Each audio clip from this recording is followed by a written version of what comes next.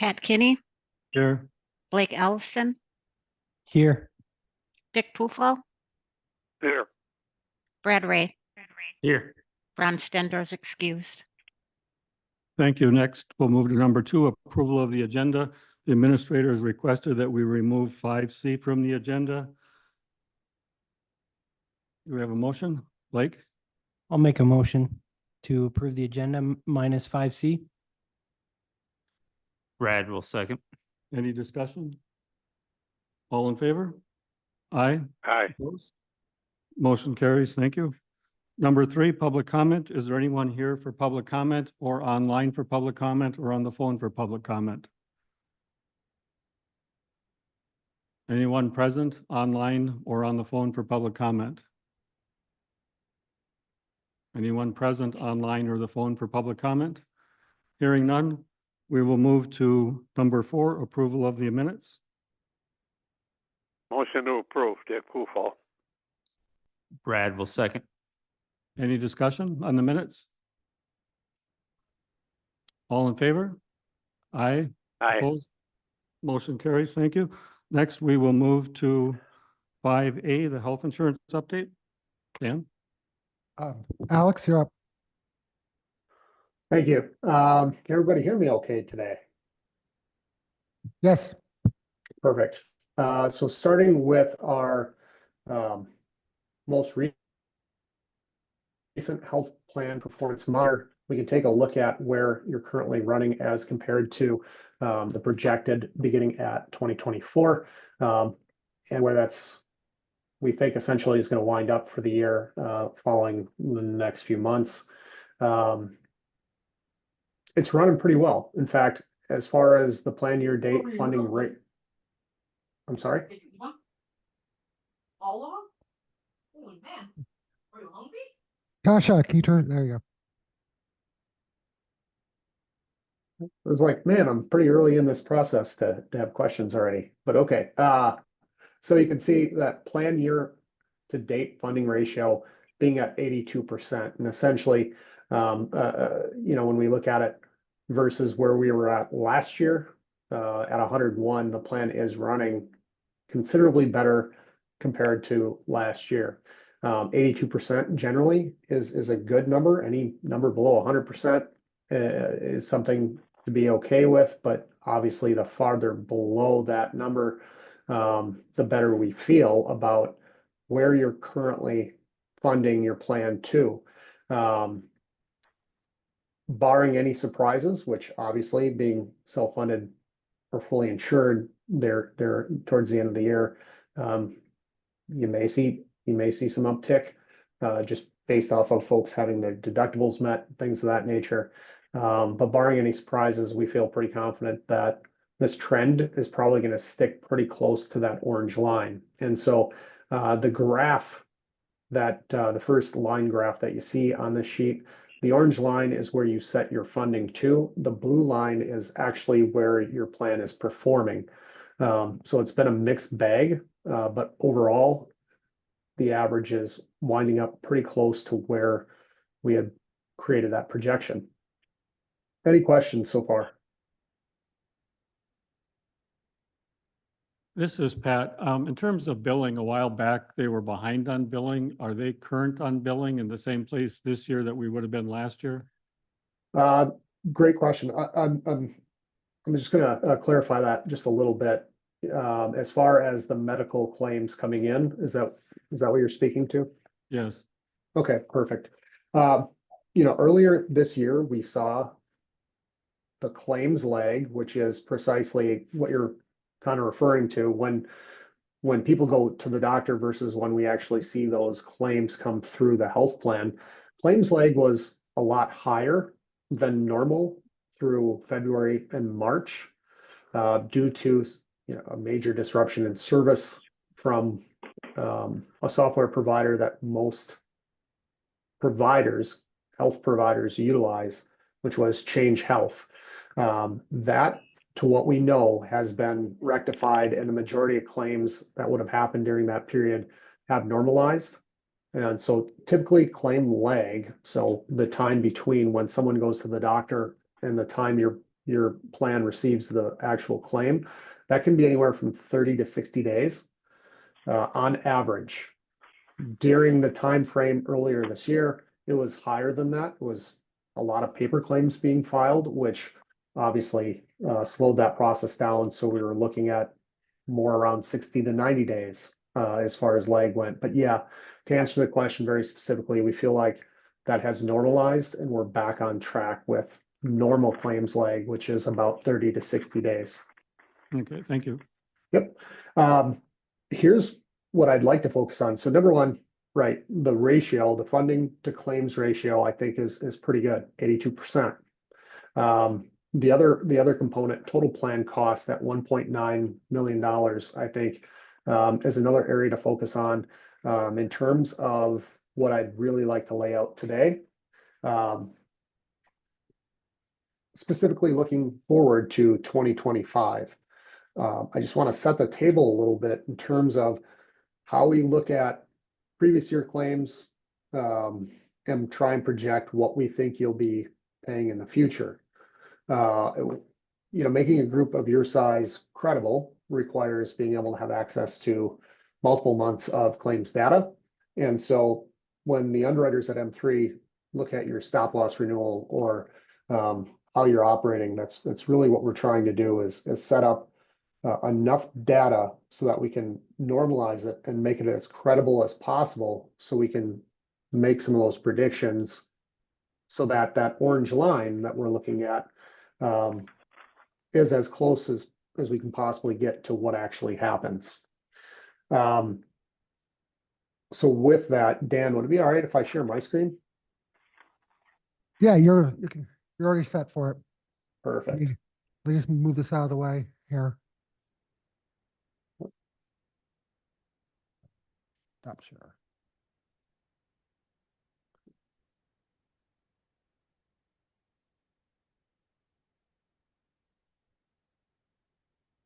So now thinking about that health plan performance monitor that we just viewed in terms of where you're currently running, and then talking about what 2025 looks like, I think there's some good options out there as far as all things concerned with health insurance go.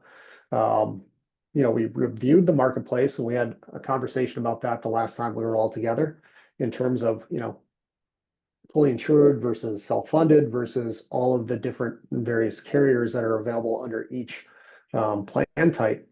And so here is the list of options that we feel confident in as moving forward into 2025. So option number one, based off of the stop loss renewal and based off of what our underwriters view as potential claims for 2025 is really remaining exactly at the level you're currently paying for premiums. We feel very confident that it's going to be fairly accurate moving into 2025. The second option that I have listed on my screen is you've expressed some interest of also offering a high deductible health plan for the employees that would like to take advantage of health savings accounts. So based off of our projection and our plan modeling, there's a small decrease depending, again, this is that variability of, well, how many employees migrate to an option with a health savings account. And with this option number two, current plan plus HDHP, we estimated about 10% migration from the current plan, the traditional plan, to the high deductible health plan offering. Would net you about, well, almost 2% in savings. Now, any questions so far? No. Okay, good. Now, third option. This is really interesting because, when I have conversations with any employer that I work with, I really like to stress the point that we hold the map, you tell us where you want to go. And this is a good example of that. Option three, the current plan with reduced funding and offering that second plan that's health savings account approved.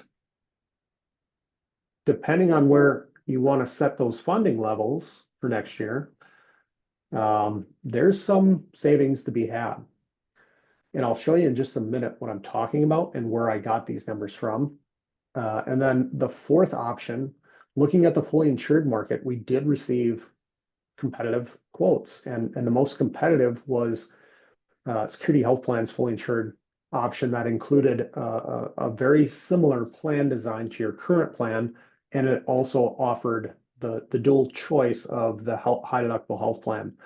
And we can see considerable savings for that plan. However, you can see the double asterisks here because I really wanted to make that stand out and known.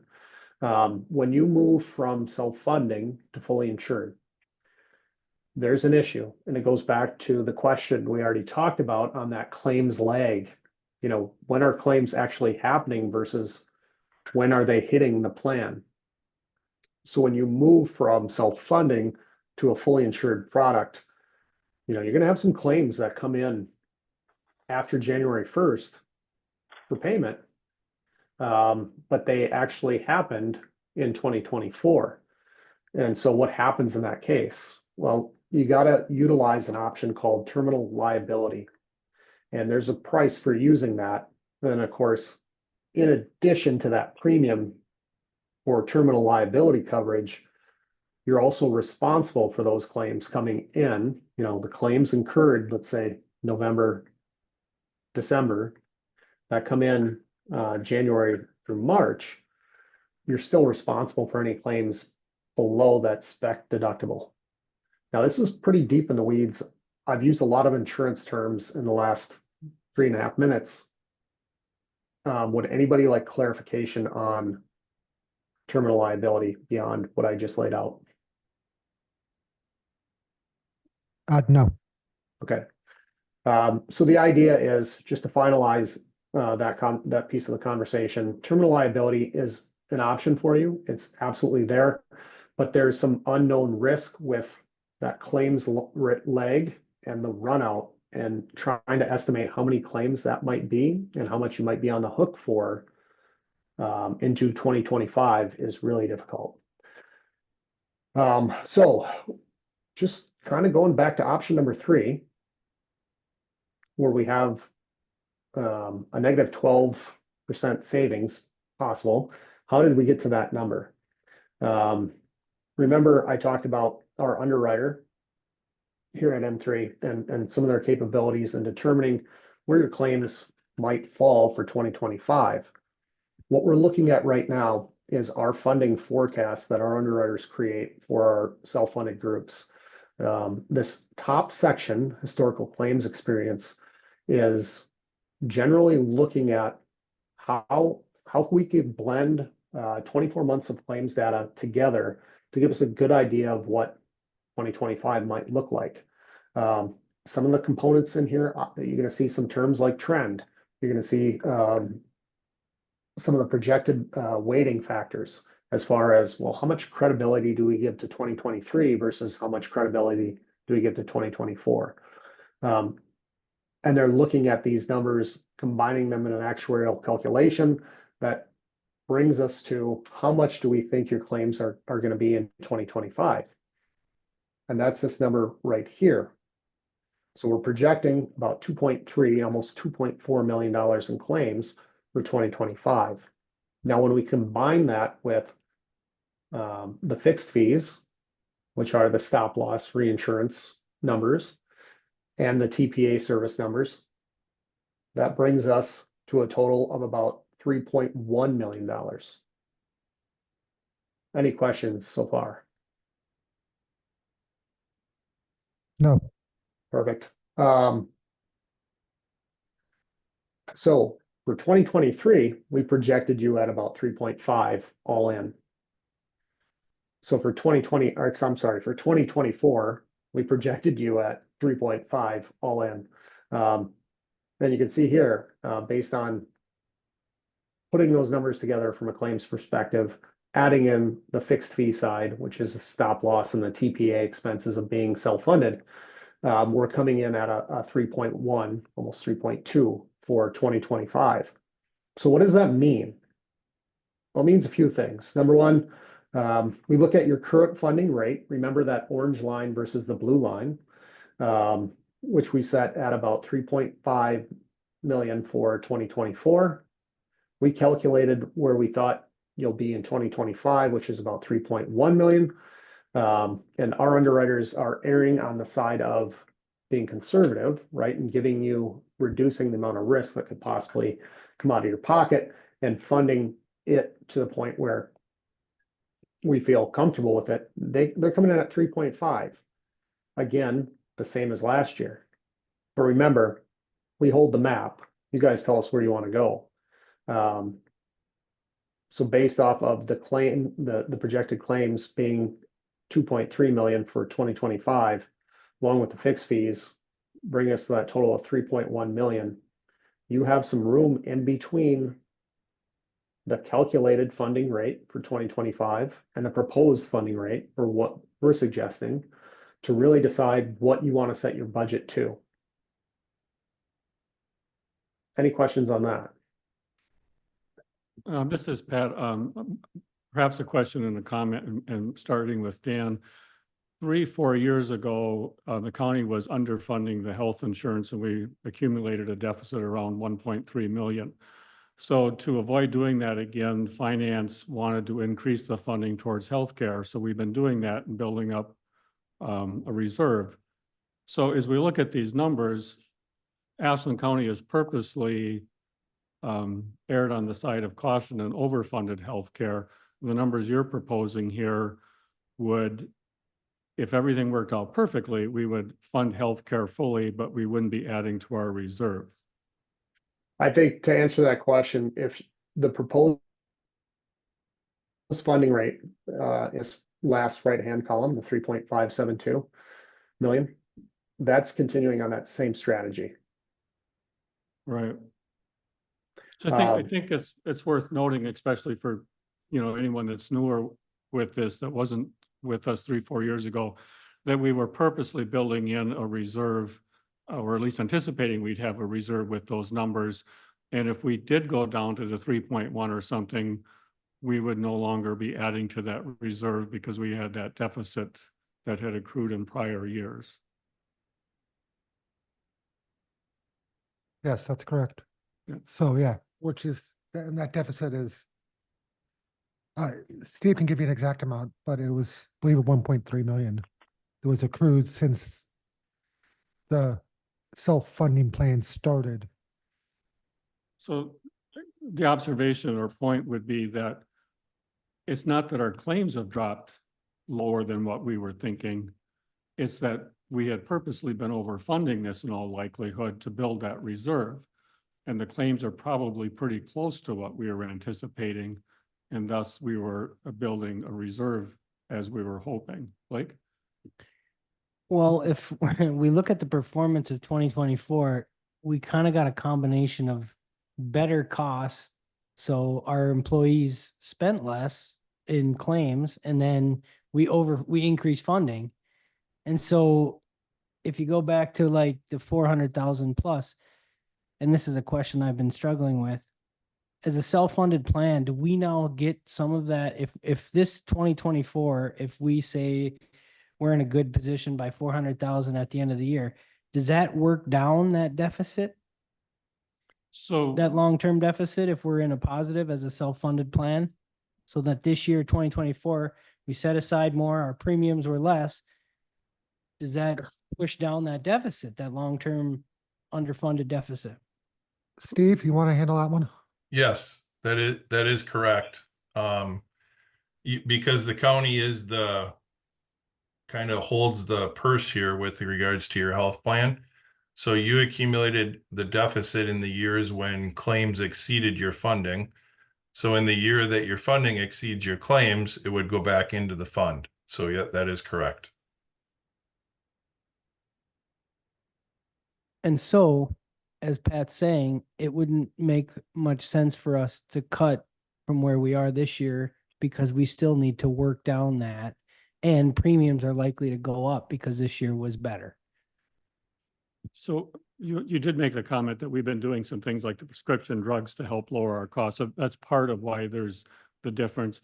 But then it does raise a question, and this is something I talked to the administrator about in the last week, is we've got this deficit, and at some point we need to make some decisions related to that. So I'm gonna let him explain what he was thinking on that. Well, I know Steve's not going to agree with me on this. But this debt, the approximately 1.3 million minus whatever profits we've made, was really accumulated since the start of this current funding model up to about COVID-19. Since COVID, we've been running we've been in the positive. 90% of that 1.3 million is the county share. So as we're paying ourselves off, we're putting money from one pocket into another, really. The 10% is employee share. And I'll be honest, a lot of those employees are no longer with us. And to make current employees pay for past employees doesn't strike me as very fair. So in the end, we have to decide, are we going to keep running the surpluses to run that down? And I do think we need to generate a surplus if we're going to keep with a self-funding model, because we don't know if we're going to have bad years. So we do need money to keep that back. But in the end, I think we might have to consider writing that deficit off. There has been several people that have talked about our county's benefits and the richness of them overall. I know it's a sensitive topic, and I don't want to say that we're looking to change that. But again, dental's been underfunded for a long time. We need to do something about that this year. We're in a good spot, I think, from a health insurance.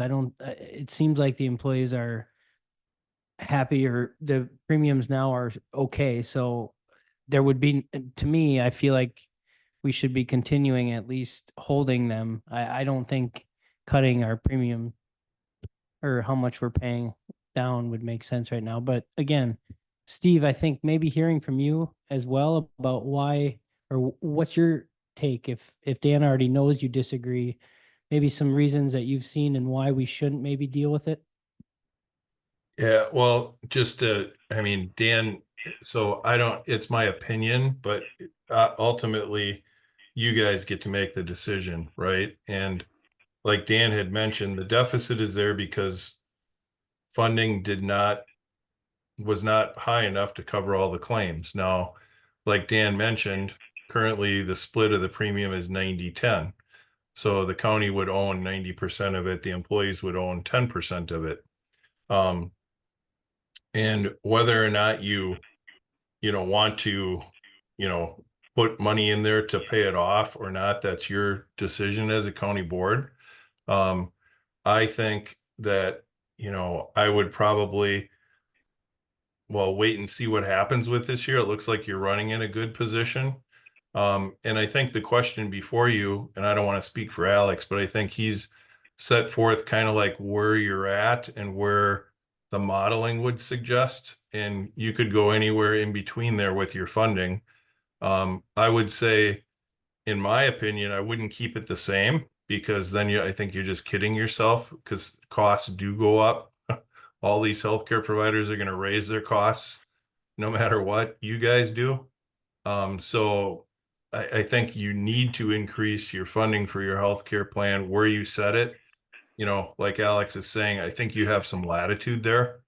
Budgetarily, if you don't want to go to the full gamut of it, the worst end case scenario, I think, is what the outer limit is. I think you'd be fine with that, but I wouldn't keep it the same either. Does that make sense? Everybody's nodding their heads. Okay. Alex, do we want to come back to you? Do you have more to add? No, that's actually what I wanted to lay out today, was really those four options in terms of where you're at. We feel fairly confident and very confident in calling out that where claims are probably going to wind up. And what we looked at in terms of the market where a lot of different underwriters came in, right? Whether it was the fully insured options or stop loss options in the self-funded marketplace, are all real close and have similar numbers. So, just laying out those four options and having a conversation and detailing the highlights of each. Okay, thank you. Alex, do you have an idea of what actual premiums would be? As far as charging for the employees, Yeah, on both the low end and the high end? Because I know that's the question everybody is asking themselves. I can. I'm gonna see if I can pull this up. I'd have to, well, for the sake of accuracy, can I get back to the committee on that? I'm gonna show you what Is it at different the, than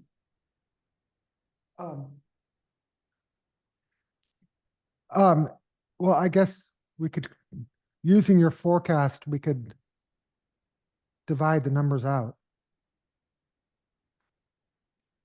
yeah, I just didn't want to highlight in front of Steve how bad my math skills are. that?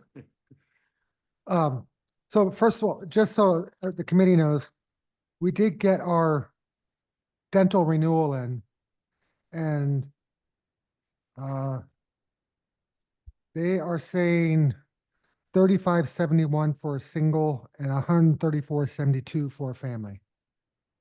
So that's an increase over the current numbers. So it's like a $20 a month increase for a family. I guess Do you want? I got a calculator here. So as far as this meeting, as you look at the packet online, I think we've noticed that there's a lot of places where there's not files attached. So before 2 o'clock, I asked the administrator if he was thinking of having another meeting, in part, if not large part, because there's a lot of information we don't have in front of us to look at prior to 2 o'clock today. But we do need to pass a proposed budget so they can put a notice in the paper. Do you want to go over the state plan too? So we may be deciding some things that we have to, and then trying to put off till another meeting if need be, some other things. Do you have the handouts that you gave executive yesterday? Yeah, they're in the packet. They've been in the packet. Oh, that's right. That part was in there. Yeah. So on the state plan, executive committee looked at this yesterday and passed a recommendation unanimously to send it to finance for consideration. And so there's 2 documents in the packet. They look like these. Oh, And no, I don't know that's- if Dick has, no, they're not in the packet, these. but here, I'll put them up on the screen. Okay, You didn't put those in. so the first one that Mr. Kinney was referring to is, can everybody see this?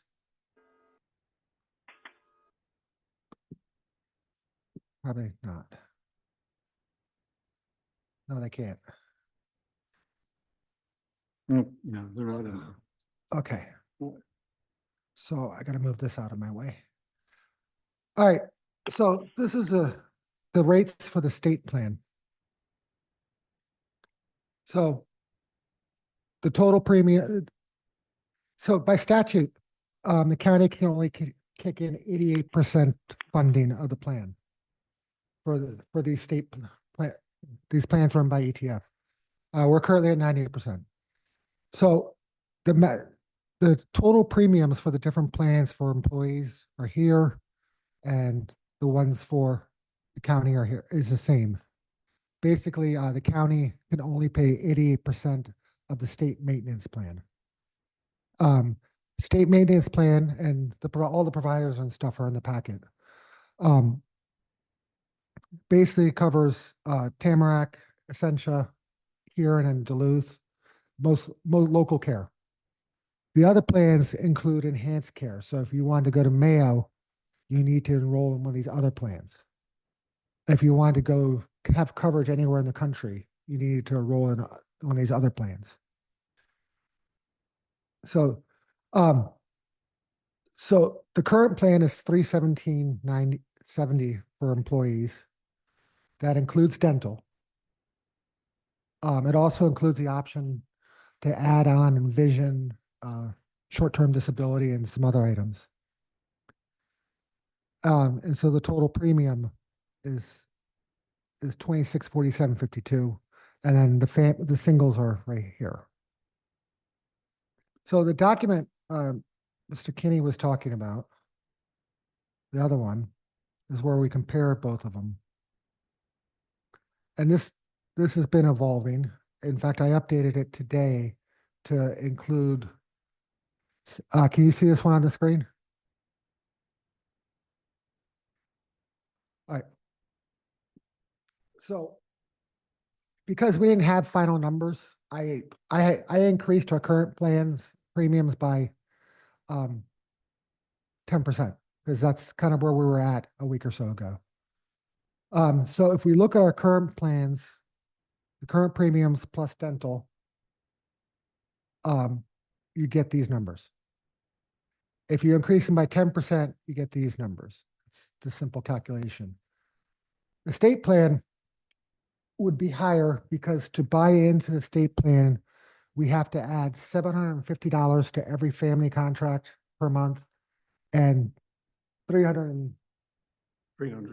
to every single contract.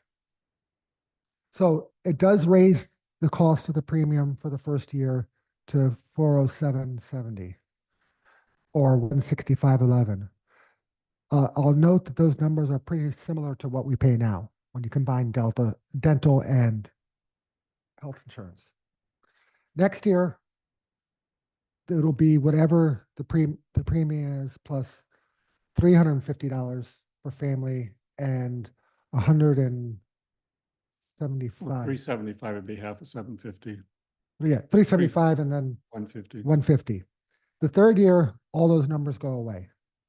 So the third year, we get closer to this, to what these numbers are right here. Or right here.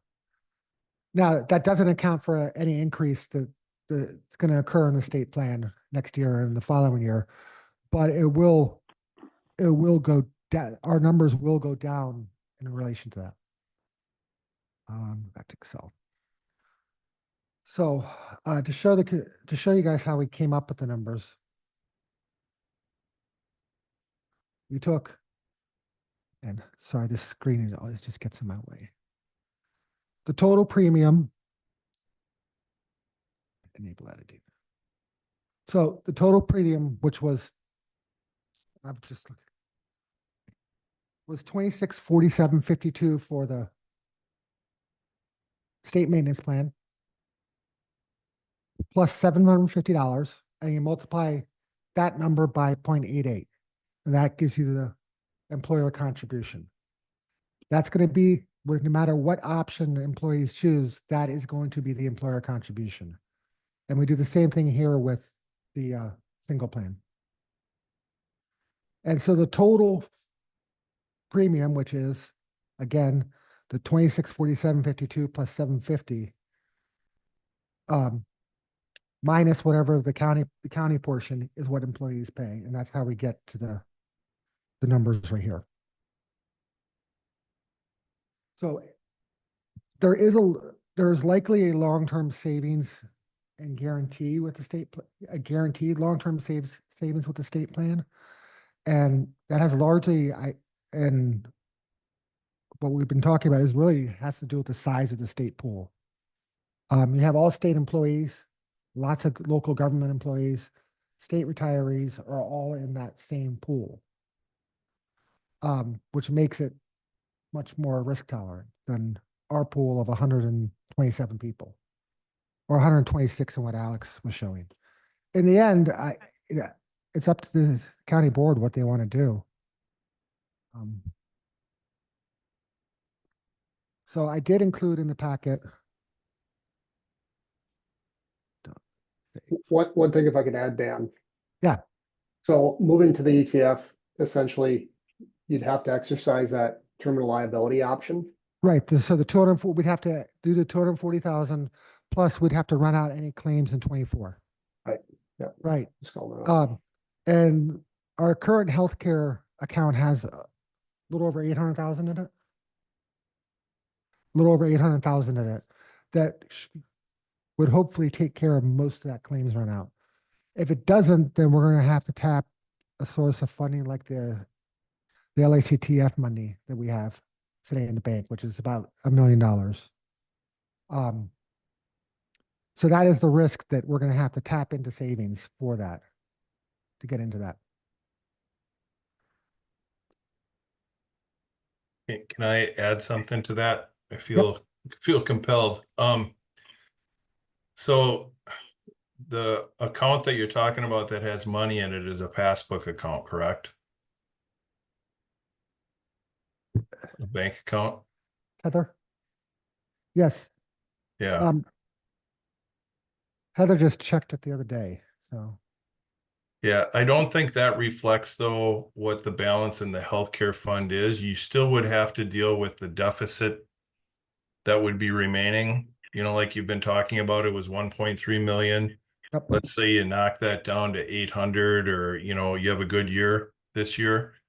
You're still gonna have to clean that up too. So Right. That's still gonna be that's gonna have to be written off completely. yeah, so I just want to point that out. Yeah, that will completely have to be written off, because there is no plan to pay it down again. Correct. Blake? How does the employees' 10% share get dealt with? I'm sorry? So there's a 90% and a 10% on that deficit, Yeah, the The- whole deficit would be written off. and that would all be the responsibility of the county, not any employee, right? Correct. Okay. So, as we look into this, and again, we're gonna have to have another meeting. So I'd encourage all you guys to look at the packets, the pamphlets. I'd also encourage employees to look at the packet and pamphlets that are coming out. I'll be sending out, since after this meeting, all this stuff to all staff to show them what is being considered. And what the cost will be to them. Again, executive committee already said that this is an avenue that they would approve going. They did leave final decision to this committee. And I guess we're gonna have to look at, well, right now we are budgeted for the 10% increase. So we can go either way on this.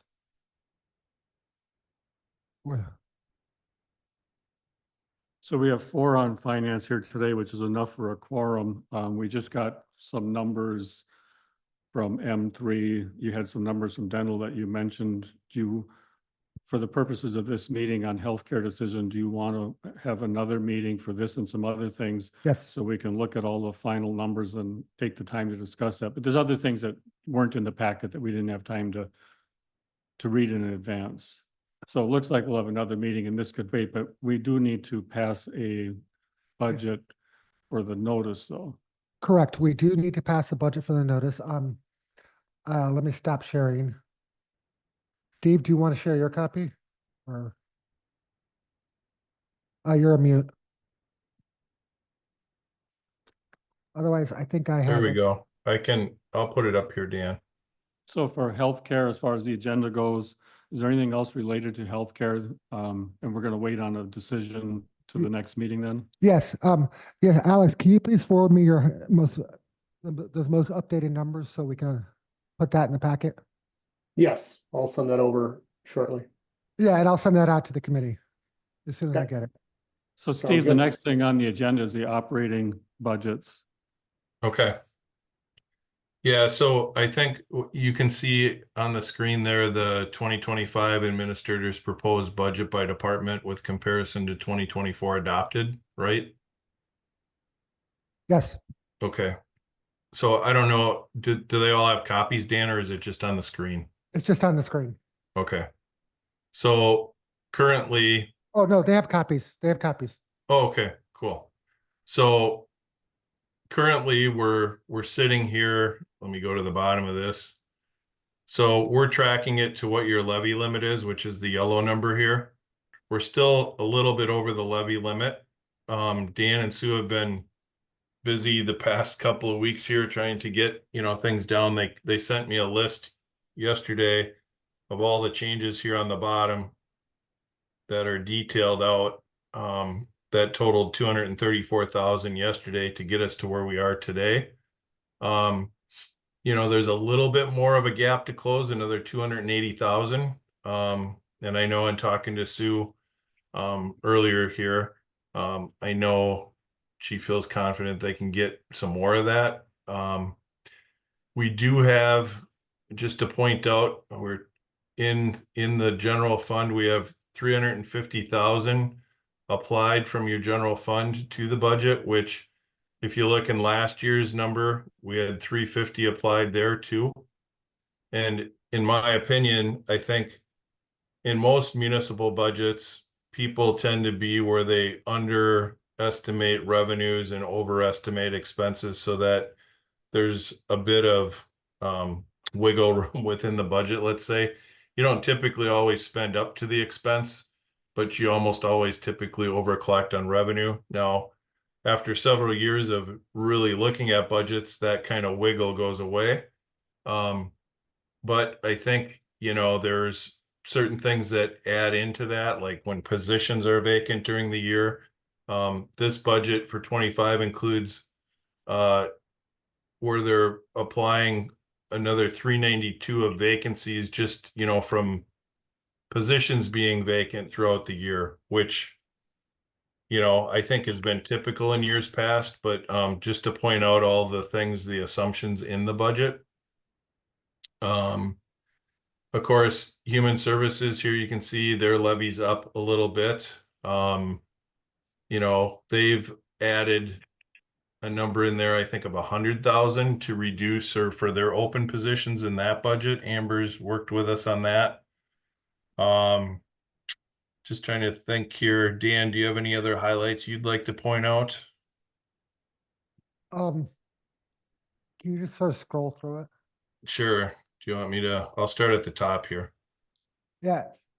So, we do have the administration, the grant writer in the budget now that was paid with ARPA last year. So that's now coming out of the levy, which is an increase. We have an increase in the sheriff's department because we approved hiring two more deputies. We have the Bad River patrols completely is out this year because we don't have an agreement with them. And that's not to say we won't have one with them later. But I think they're still trying to decide what they want to do.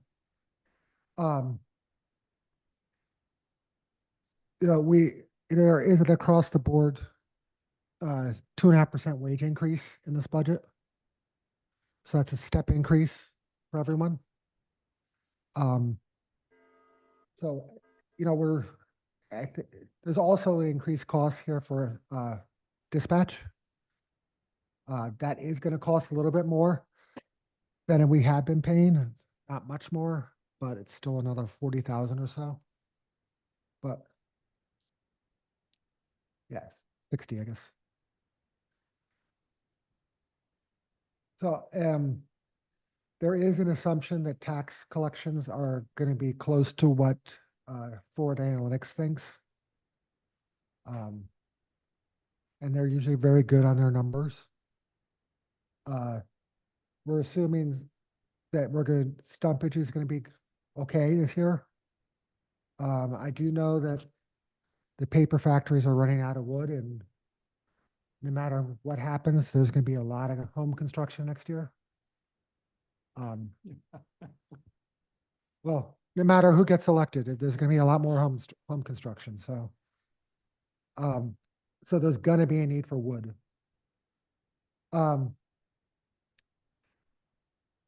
That's kind of the main highlights. The debt service is about the same as last year.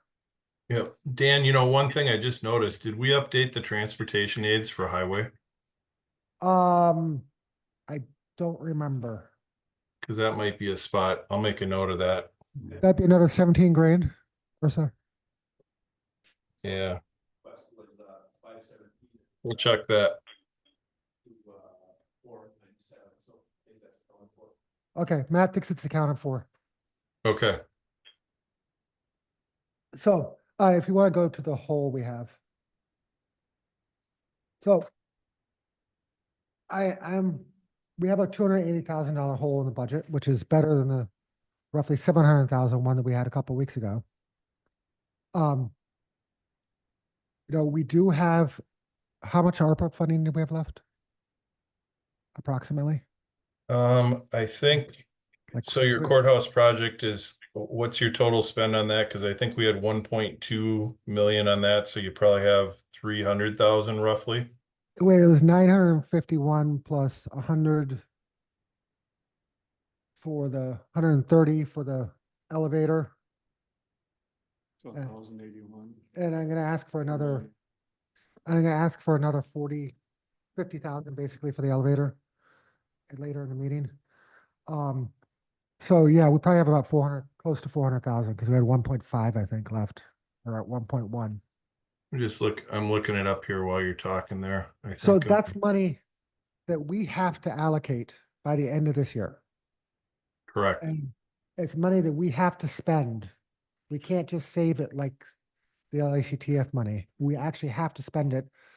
Because we received less than 10 million, we can claim the balance as lost revenue, lost taxes. And we certainly did lose taxes during COVID. So we're going in before now in the next finance committee meeting and October 29th, Steve and I will be working on lowering that 280,000, but at this point, we have to go publish, send in the newspaper tomorrow. So I'm asking that we plug the hole with the balance of ARPA funding. Sue wanted to add something. And yeah, We're at 950, we're at 955 on the courthouse. all right.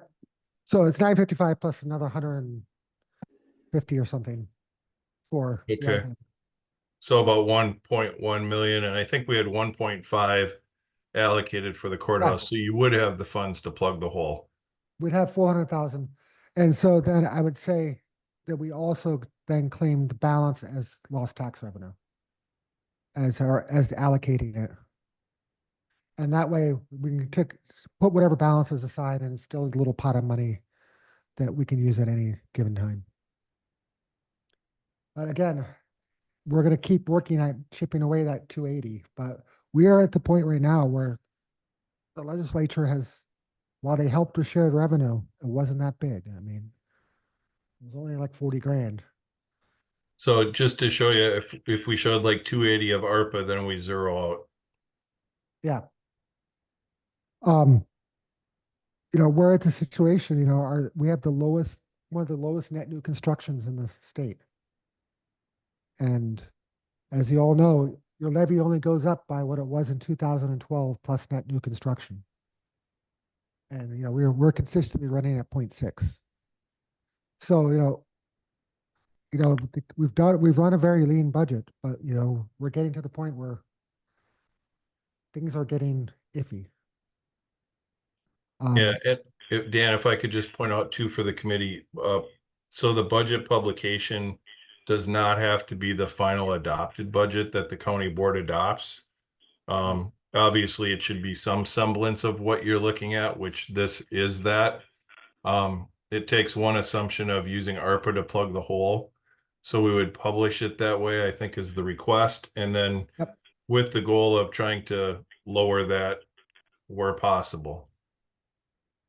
Yeah, I've talked to Amber at HHS. She's going to look at every little small account she has. I asked her to go down and look at office supplies and stuff like that. Can you cut $100 there, $100 there? That's what Sue and I did earlier to get down 234,000. So if Marcy can do that too, if there's any little item that's paid for by levy, try to get us down.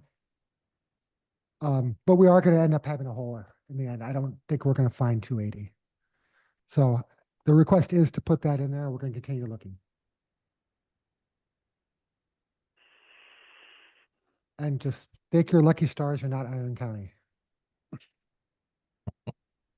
Any questions on the budget discussion thus far? Are we ready to consider a motion for the budget for publication? And do you want to include it in that motion using ARPA to plug that hole? Yes, I will want to use ARPA funding to plug that hole because that is the money that we have to allocate by the end of the year and that we have to spend. Blake? I'll make a motion, this is Blake, to pass the proposed budget with a $280,140 plug right now from the ARPA funds. Do we have a second? I'll second. I'll Brad. second that. Nope. Dick. We have a second by Mr. Poofall. Any further discussion? All in favor? Aye. Opposed? Aye. Motion carries. Thank you. Just one comment. What we do with healthcare could actually lower this amount too. So that's another consideration. So we're gonna come up with several different options for you. So from the agenda, we removed 5C. We just did 5D on a vote to publish the budget for publication, and then 5E, the space needs study. So Dan, am I good to log off? Yeah. Thank you. Thank you, everyone. Yep, thanks, Steve.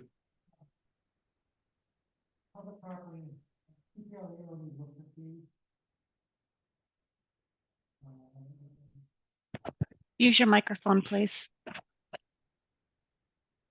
Dan, your mic.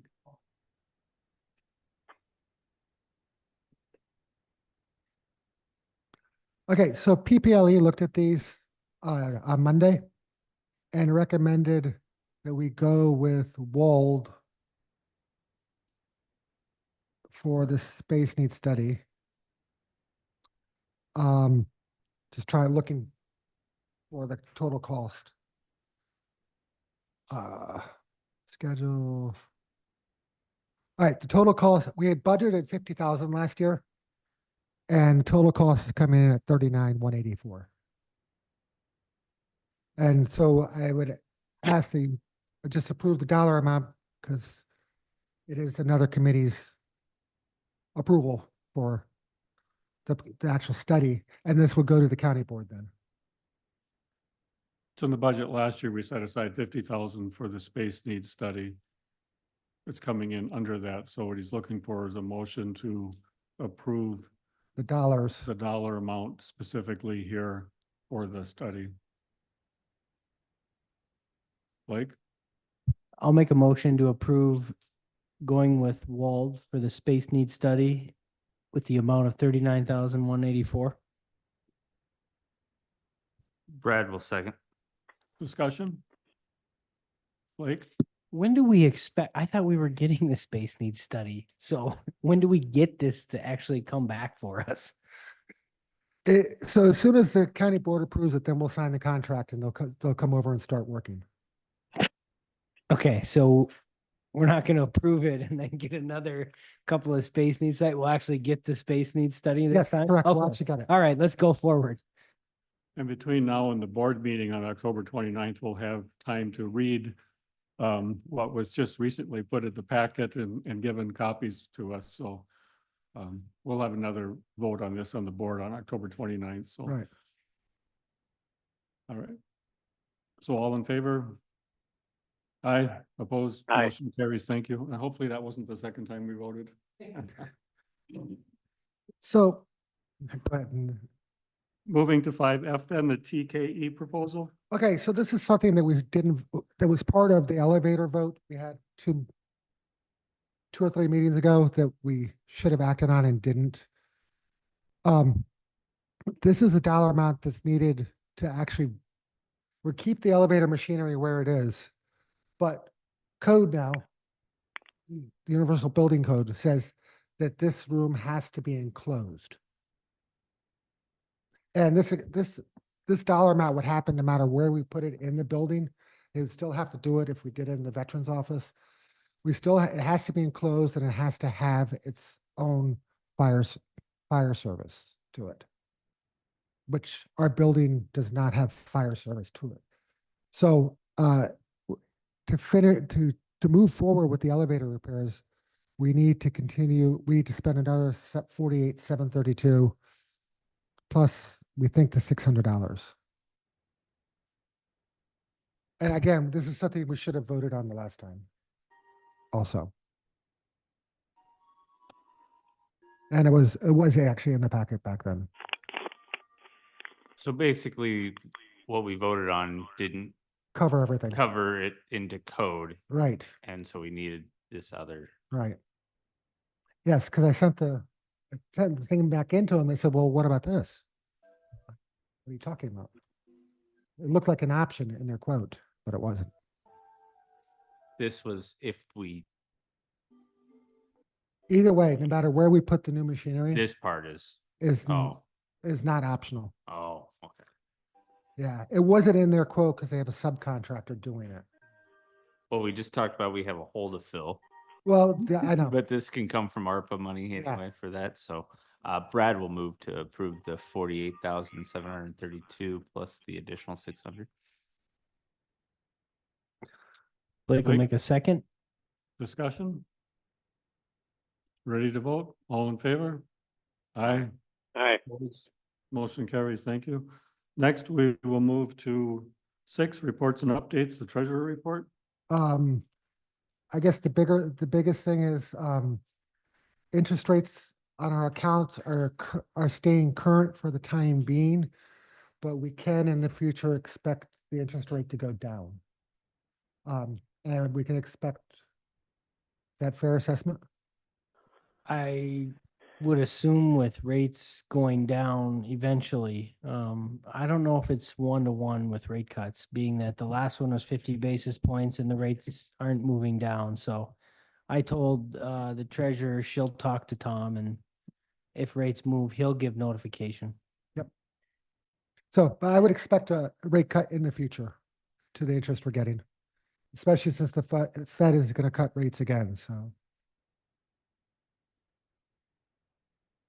other than that, Going to 6B, county investments. that's what we're doing right now. The treasurer's report is counting. Oh, okay, so you got that, and then the sales tax, you're gonna jump to that then. This one's kind of disturbing. I don't know what happened in July. But we're down 30,000 from last year. So our sales tax is starting to show a downward trend. Sorry.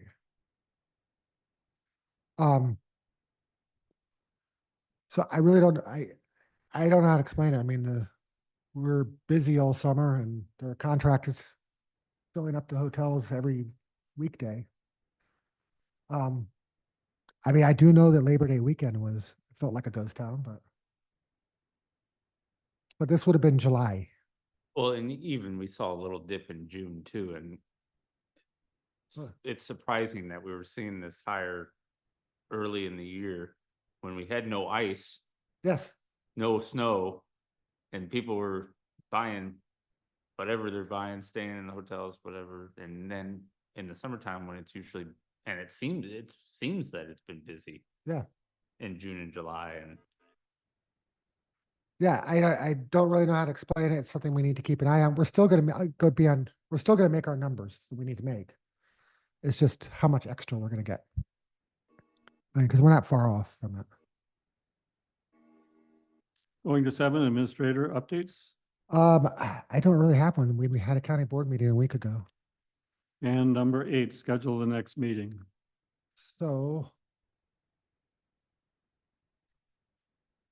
So you'll have all the numbers that we need yep, for everything that we've looked at today, and we'll have a summary and we'll have it far enough in advance to read. yes, Okay. One thing that would be helpful is, I know that Matt's here, but having some idea of what the employees, I know we've talked a lot about moving to the state, staying, like, just getting maybe a pulse on that. yeah, I know at HHS, they're in favor of it. And land conservation, they are. So there are a few questions we have to ask. One is, I know we have employees that are getting drugs from Canada.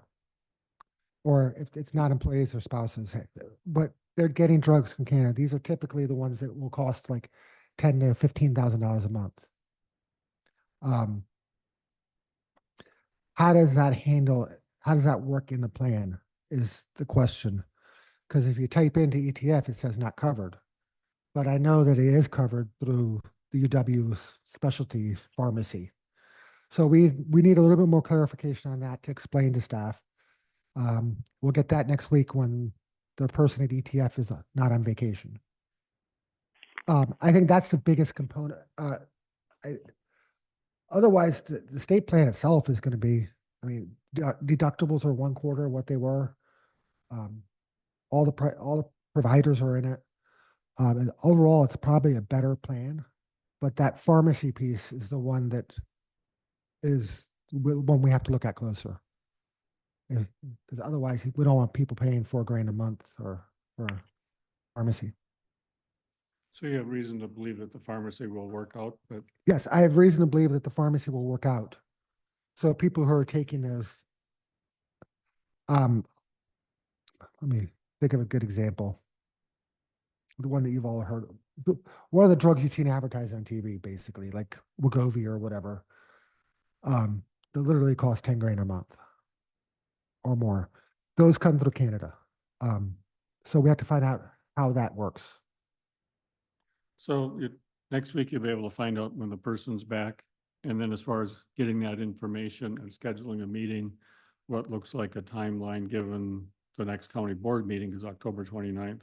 Right. So I would say we wanted somewhere during the last 2 weeks of October, or the 14th or the week of the 14th or 21st. Whatever you guys want. So say the 17th or 24th? Our county office is closed on Indigenous Peoples' Day / Columbus Day, whatever it's called. No. Okay. No, we're not So- closed until Veterans Day. 14th and 16th would work for me the best That's, of those. is 16th a Wednesday? 16th is a Wednesday, Yeah. 2 weeks from today. Yeah, No. 17th. No, 16th won't work. 14th will work for me. Yeah, Monday might be a little early. The best. that Thursday, Friday that week doesn't work for me. So we go maybe to the 21st? The week of the 21st? Yeah, just But then not you the, need it- not the 23rd and 24th are definitely out for me. But every day that week is potentially out and I won't know until closer to it, but that's, Okay. So that week of. So today, so the 16th is a Wednesday, that doesn't work? I have a meeting at 5 in Bayfield, so if we had it earlier in the day, it would work on the 16th. Blake, would that work for you? Can you meet, Blake, can you meet earlier on the 16th? Does 1 o'clock work better for you or 9 o'clock or what's better for you? Yeah, morning would be best. So 9 o'clock that Wednesday? So 9 o'clock Wednesday, the 16th. We'll set the meeting up and I will start. I'll put a shell of a agenda up that we'll add to, but we'll start uploading all the data so you guys can start looking at it. And then these 2 sheets that you gave to exec, Yep, those are the- updated numbers. Yeah, I'll update that Okay. sheet. From the numbers Alex gives me. Okay. And a motion to adjourn. I'll make a motion to Yeah, but- adjourn. This is Blake. Brad will second. Brad will second, all in favor? Aye, opposed, Aye. motion carries, thank you. Pat, can I talk to Dan a minute? What? We're still. We're-